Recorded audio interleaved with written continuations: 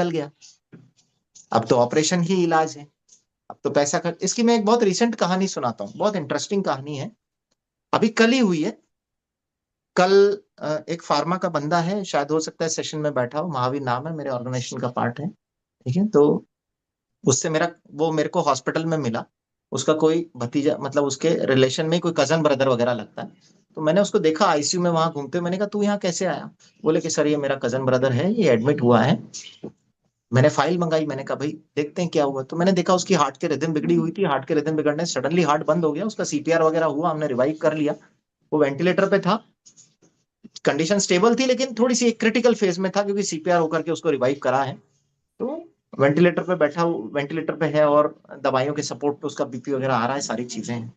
तो मैंने उससे कहा कि यार तूने इसको मशीन के बारे में, पानी के बारे में नहीं बताया, क्योंकि इसको जो मेडिकल इशू हुआ है, अगर ये पानी का इस्तेमाल कर रहा होता तो इसकी हार्ट के रिदम काफी हद तक स्टेबल हो गई होती, और हो सकता है कि आज ही इस कगार पे नहीं पहुंचता।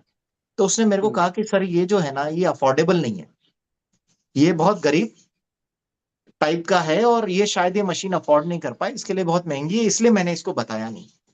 तो मैंने उससे कहा देख ऐसा है कि ये खरीदेगा नहीं खरीदेगा ये तय करना इसका काम है, तुम्हारा काम है इसे ये बताना कि एक ऐसी चीज आती है जो जीवन बदल सकती है, उसे इस्तेमाल करते हो तो शायद तुम्हें कोई स्वास्थ्य लाभ मिल जाए, तुम्हारे पूरे परिवार का स्वास्थ्य बदल जाए।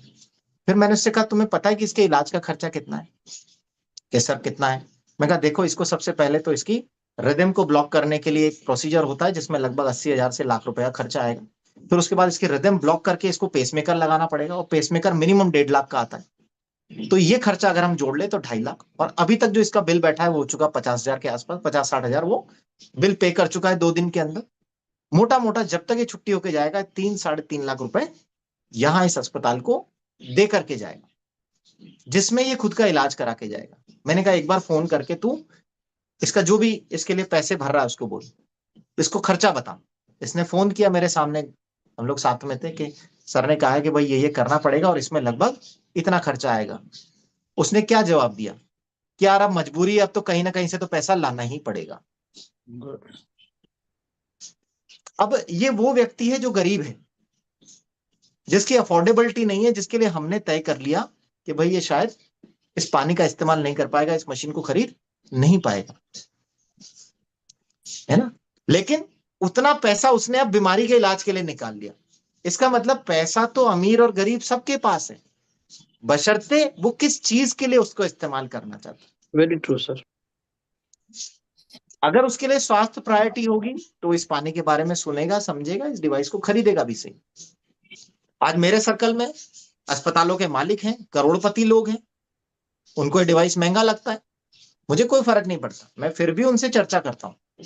क्यों करता हूं? ताकि कल को उनके परिवार में किसी को भी हेल्थ की कोई प्रॉब्लम आए तो उन्हें ये पता होना चाहिए कि हमारी गलती से हुआ है। हमें इस चीज के बारे में पता था, हम अपने परिवार को सुरक्षित रख सकते थे। कल उनके परिवार में अगर कोई मर गया तो मैं उनके तीसरे में भी जाऊंगा बैठने, लेकिन मेरा वहां पे कोई दुख नहीं होगा, क्योंकि मुझे इस चीज का अफसोस नहीं होगा कि मैंने इनको बताया क्यों नहीं। बता दिया मैंने, खरीदा नहीं खरीदना उसका काम है।